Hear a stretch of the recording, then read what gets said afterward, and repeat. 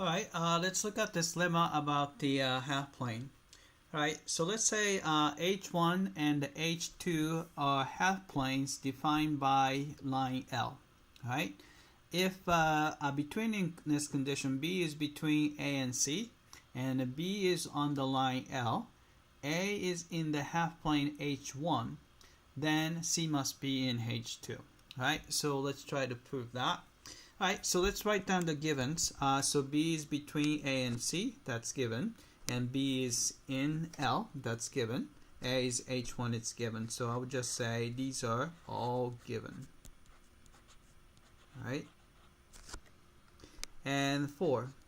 Alright, so we want to show that the C is in H2. So let's look at the 3 possible places. And let's say C could be in L, or C could be in H1,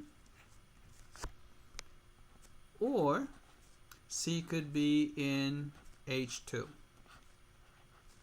Alright, so those are the all possible places, so I'll just say all cases.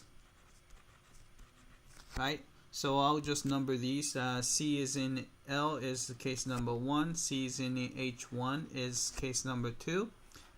C is in H2 is case number 3, which is going to be, H2 is case number 3, which is what we want. So this is the guy we want. So this is the guy we want. Alright, so let's continue. So let's look at the first 2 cases. 5. Alright, so let's assume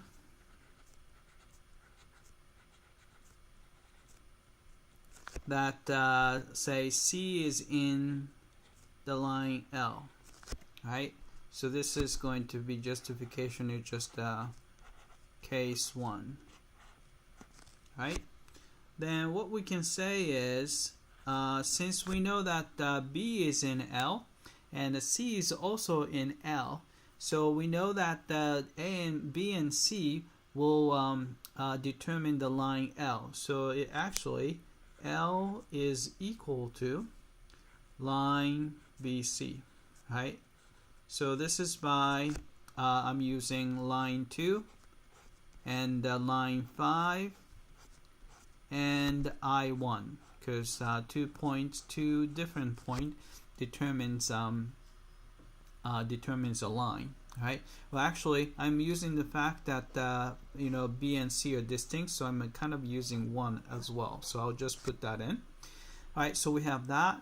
Then this is going to be a problem because line L is really the same thing as line BC, but the A is also on the same line. So this forces A to be on the line L, right? But this is a contradiction because A has to be in H1, so it's 3. Right? So this is, I'm just combining 1 and 6. Right? But we got the contradiction. Right? So let's assume the second case, case 2. So assume that the C is in H1. Alright, so this is case 2.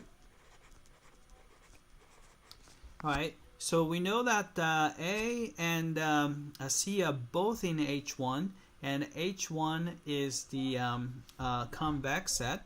So you have a 9. We know that entire segment AC is inside H1. So I'm using, let's see, line 3 and line 8 along with H1 number 1. Right?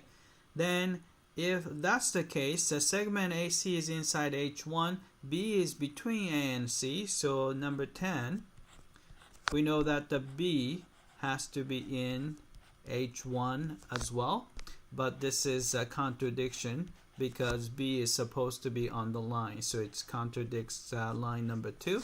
So I'm combining line 1 and line number 9. Alright, and I'm gonna go here, line 11.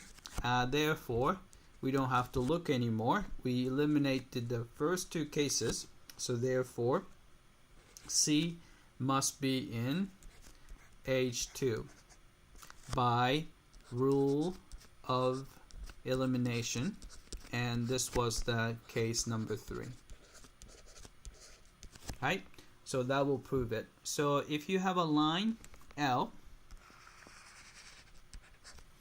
and you have a point, say B on the line, so this is a line L, and if you have a betweenness condition, B is between A and C, and if A is on one side, which is say H1, then C is going to be always on the other side, which is in H2, right? That's what it says, right? But this is how we prove it, right? That's it. I hope that this was clear.